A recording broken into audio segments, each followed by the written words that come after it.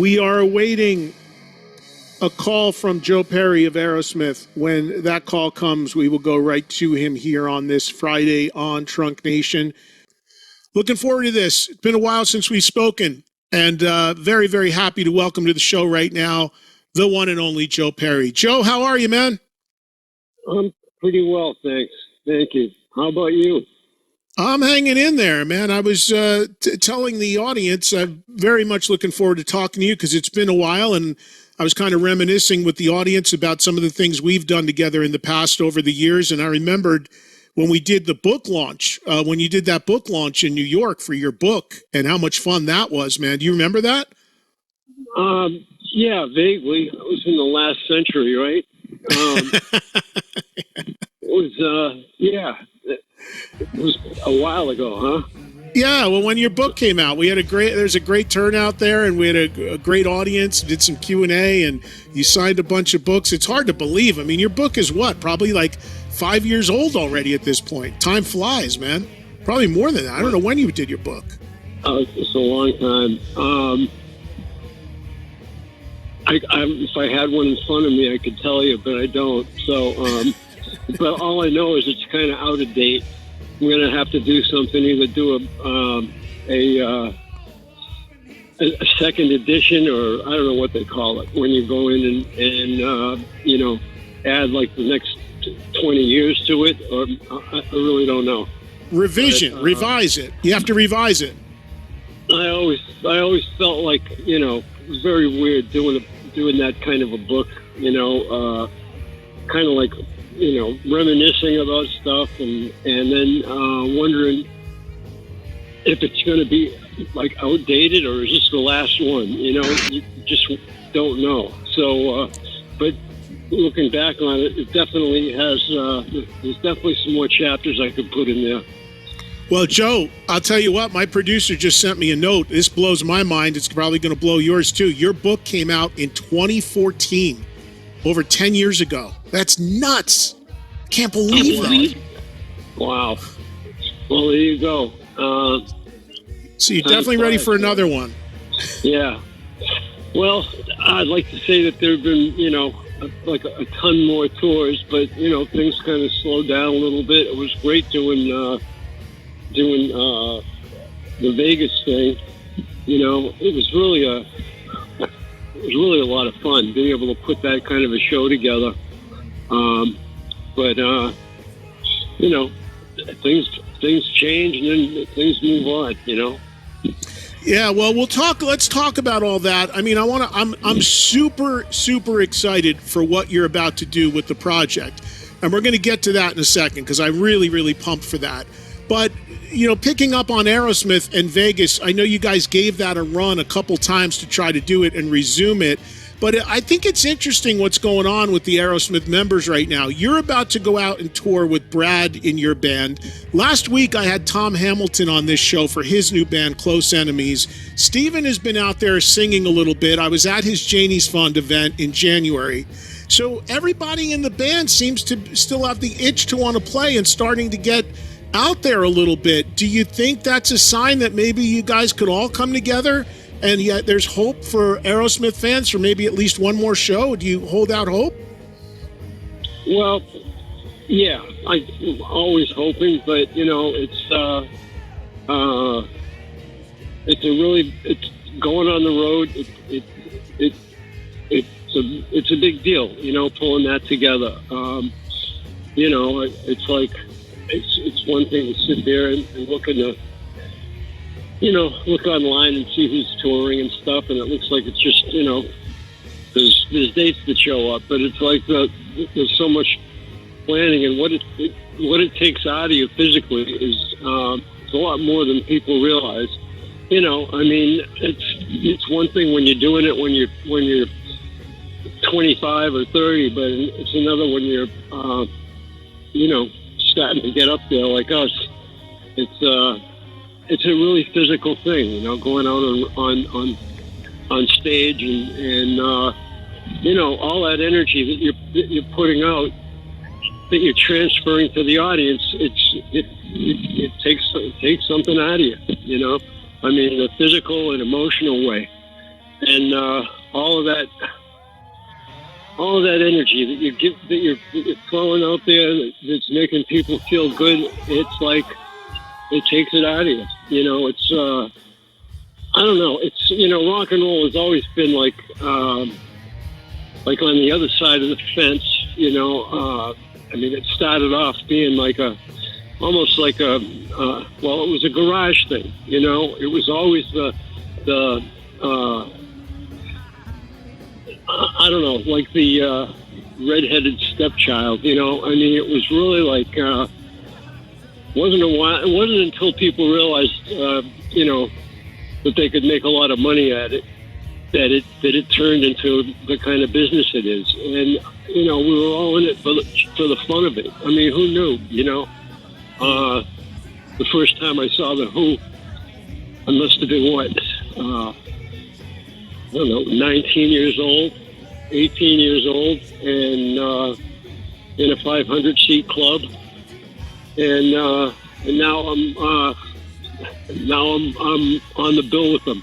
You know, Yeah. It's like, who knows? I mean, you know, and I think that, and when we played Japan, they opened for us because they had never played Japan before. That was a new market for them, and we were like looking at that, going, "You got to be kidding me!" The Who opened for us, and but you know, we'd been to Japan a bunch of times, and you know, built a following there, and it made sense for them to come and play with us, you know. And maybe they remember that when it came up that I was going to go out on the road, and I was, you know, open for business, so to speak. So Yeah. I don't know, one way or another, it's going to be a great rock and roll show. For those two shows we're doing Fenway Park, and then the Hollywood Bowl, and Yeah. then we got this. Then the 8 shows I'm doing with this band is like, it's not long enough, but I think it's going to be just enough time for this lineup to rock out. You know, I mean, the Setlist is really like, it's been killing trying to put it together, because there are so many STP songs and Black Crow songs I want to do. And then with Brad, it's all these songs I want to do that we never get to do with Aerosmith. So never mind, you know, all of my solo songs, you know, that I love playing live, very rarely, you know. So I don't know, man. It's been really hard putting 18 songs together, you know, with a couple of extras, and we all want to cover like some of our old favorites, you know. I mean, we could do half a set of just everybody's, you know, well, let's cover this one, let's cover that one, let's do some you know, some Motown, let's do it. And it's like we could do a set of just old covers that we love. And that's, Yeah, well, but that's what this has been for me, the project. You know, it's been get some guys that want to play, and let's see what happens. You know, cool that you had Brad in there with you. And then you've got the Stone Temple. For people that don't know, I've been talking about it nonstop, but the latest Joe Perry Project run is going to feature Chris Robinson of the Black Crowes on vocals, Stone Temple Pilots rhythm section, Eric Kretz and Robert DeLeo. You got Buck Johnson from Aerosmith back there on keys. And then, like you said, your Aerosmith bandmate, Brad, joining you. Joe, did you always intend to do something like this with a lineup like this, or was this basically born out of the fact that Aerosmith kind of shut down? Like, how did the idea for these guys to come together, and you know, when did you first have the idea of putting a band like and a lineup like this together? well, you know, as you know, I know, you know, being a you know, the archivist that you are, you know, I did, you know, the runs with Gary and you know, some of you know, David Hull, some of the original guys from Sure. the first project, and it was always like kind of a pickup thing, you know, and just some guys would be available, some guys wouldn't, and it was never meant to be, the same guys or a band like that. It was just meant to be whoever's available, and let's go out and play some rock and roll, And, over the last couple of years, when I released the last solo record, we did a show at the Roxy, and Chris sang on one of the songs on my last solo record, and the way Gary did, and we did in that show at the Roxy, we did all the songs off the solo record, and everybody showed up. I mean, it was a pretty amazing show. Someday we got to put that out, because everybody that was on the solo record showed up, and it was amazing. But anyway, so I've known Chris a long time, and then we ended up doing that show up in San Francisco. But this was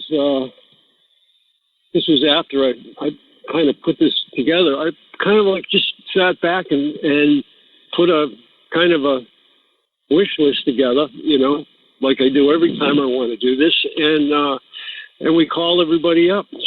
So you guys in? We're not sure when it's going to happen, but we're gonna gear up. And I got a yes from Chris and Robert, and of course, Brad, and everybody was busy, but they, we managed to clear that month out, and then word got out. It's funny. As soon as we got a yes from everybody, word got out, and the Who were touring in Europe, and they, I was offered that to open for them in Europe, and we couldn't get everybody available. They were all doing their own thing. The clothes were out, working on a record, and STP's playing, and it was we just couldn't get it together in time. And then it was then we were going to try and do it in June, and it was, again, everybody was busy. So August was the first time we could get everybody clear. And as it is, I think the Black Crowes are out, and but everybody came in, and we start rehearsing in about 10 days before the first gig, and if they can get a set list out of me. Well, the first gig is August 13th in Tampa, and you start in Florida, and then, as you mentioned, it's mostly stuff east and a couple Canadian shows, and then you've got Boston on the 26th with the Who, but then you've got a show tacked on there, as you mentioned, that's added for the people in the West in LA on September 17th. That's the one at the Hollywood Bowl, also with the Who. So is the idea, Joe, if you can keep if everyone's schedules align, that maybe down the line you can add more shows with this band? Do you want to keep this lineup going if you can make it all work around everybody's schedules? Well, yeah. I mean, we always talk about that, and it all sounds good on paper. But one of the reasons why I like to do this kind of, like a short run, just to see how it clicks. You know what I mean? It's like I know everybody. We've all played together at different times, but it feels like it should be amazing. And every time that I've done this, I've really had a great time. And everybody that showed up, all the fans, everybody. Everybody seems to have a good time. So I got to think this is going to follow suit. So who knows, man? There's always that one Aerosmith show that we're all thinking might happen. And we're talking about it, but I'm not going to keep the calendar empty just for that. You never know. Well, I do want to ask you a couple more Aerosmith things, but before that, just on the project, and when you do this, you're talking about kind of dealing with the set list and how challenging that is. I'm just going to tell you this from a hardcore fan standpoint that I am, and I know Chris, and I know Eric and Robert and those guys all very well, and I think it's great that you want to play some of their music as as a nod to them being in the band. But knowing those guys and knowing the hardcore fans that are excited about this, we want to see, with all respect to Stone Temple Pilots and Black Crowes, we want to see this band crush some old school Aerosmith and crush some Joe Perry Project, man. I listened to Let the Music Do the Talking, your debut solo record, like it just came out and it's 45 years old. I was listening to The Mist is Rising earlier today. I mean, I can only speak for myself and the hardcores out there, but we want to see you and this band tear into that stuff, man. The stuff from Rocks and the Aerosmith deep tracks, and give me some stuff from the Project records, and there's not anybody's going to go home unhappy with this band, including the guys in it. I can guarantee you that Chris Robinson and the STP guys would agree 100% with what I just said. Well, I think that, and again, I'm trying to get into their heads, I mean, it's not like we're talking on the phone every day, and it's like, does Chris really want to go out and play Black Crow songs? I mean, he's on the road with his band, Right. I mean, it's going to be fun playing, because I love some of their stuff. I mean, Me too. I can't even say some of it. I mean, they're a great band, and I can just I love playing that. I can think of 5 songs off the top of my head that I would love to play. And the same with STP.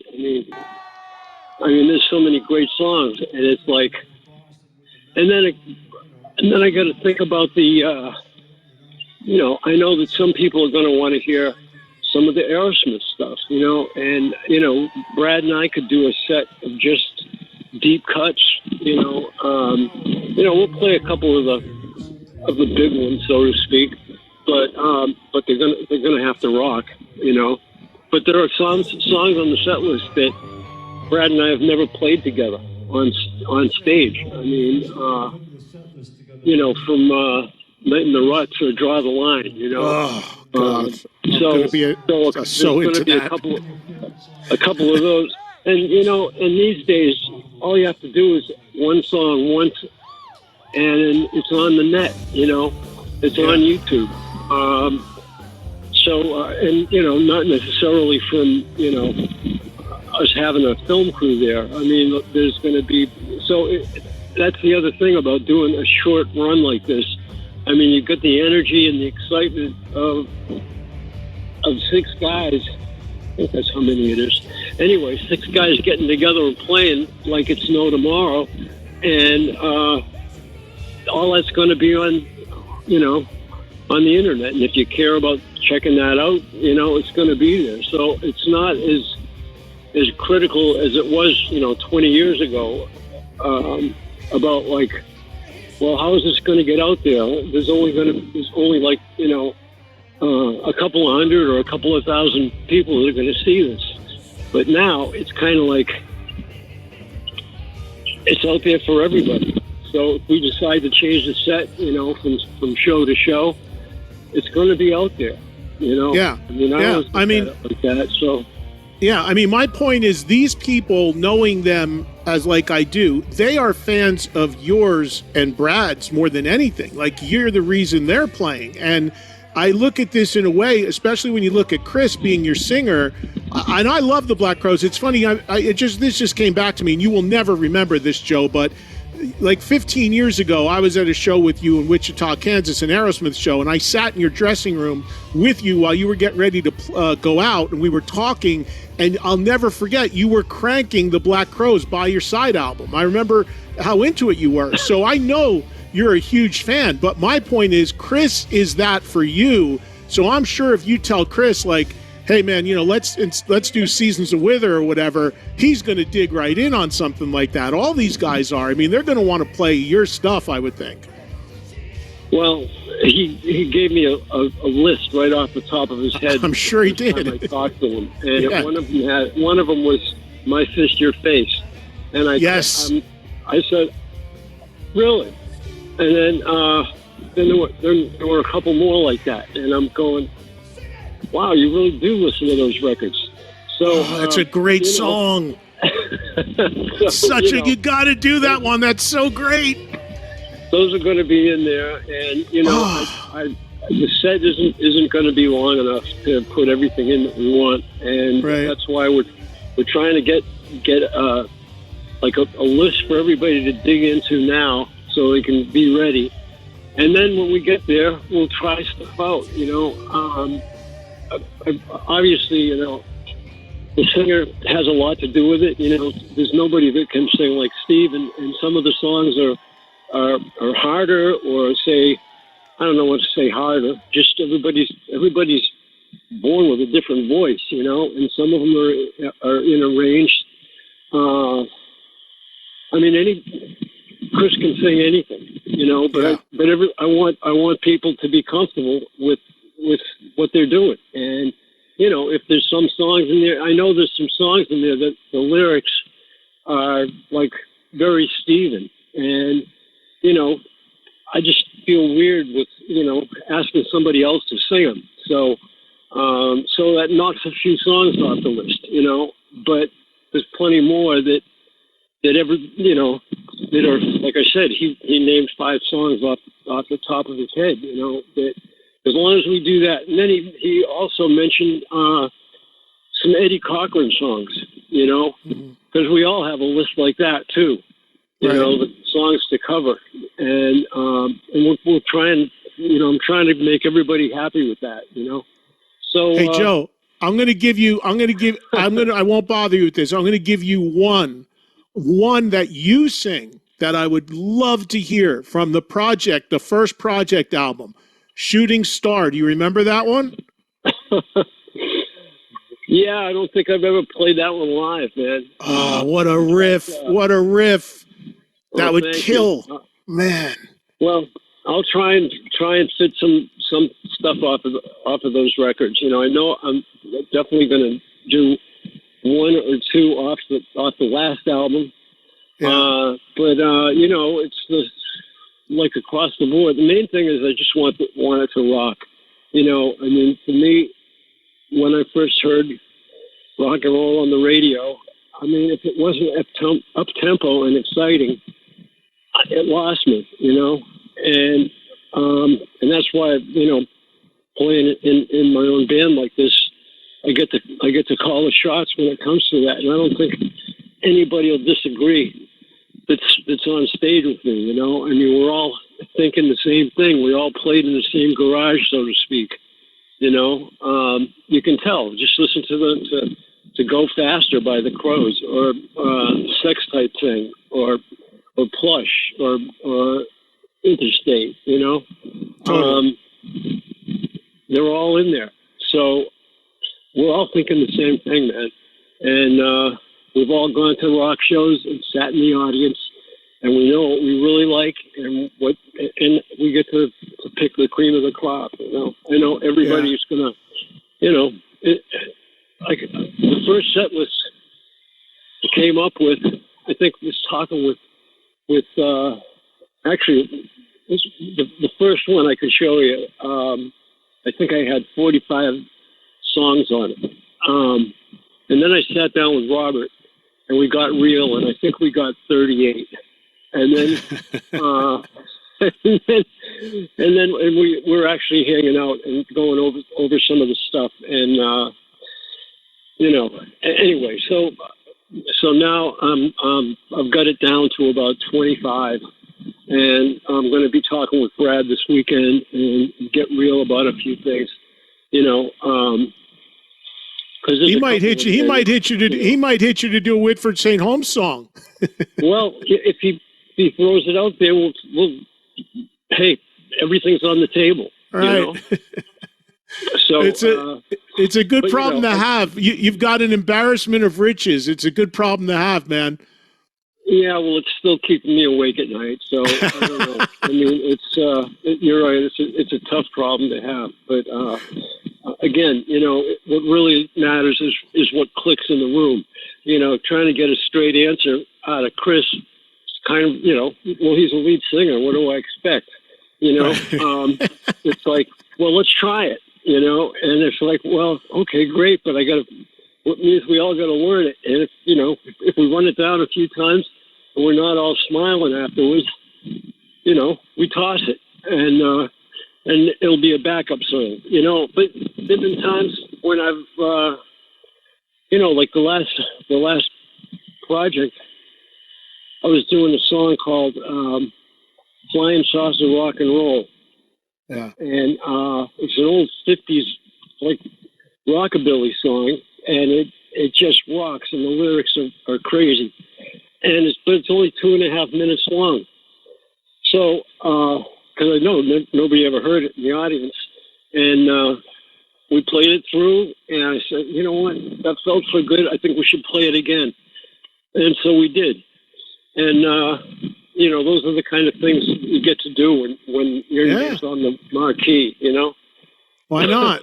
Why not? I mean, that's what's fun. I mean, that's what a real rock and roll show is all about. It's, no bullshit, no restrictions. Just go for it and have fun and rock, like you said. That's all it's about. Yeah.